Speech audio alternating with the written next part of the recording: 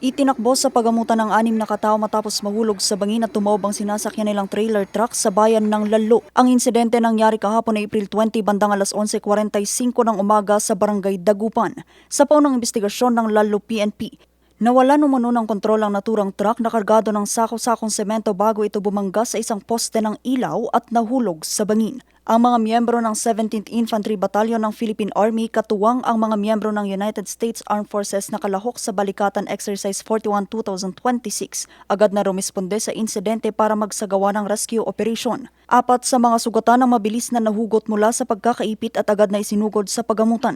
2 naman ang nasa kritikal na kondisyon at agad silang dinala sa pagamutan gamit ang UH-60 Black Hawk helicopter ng US Forces.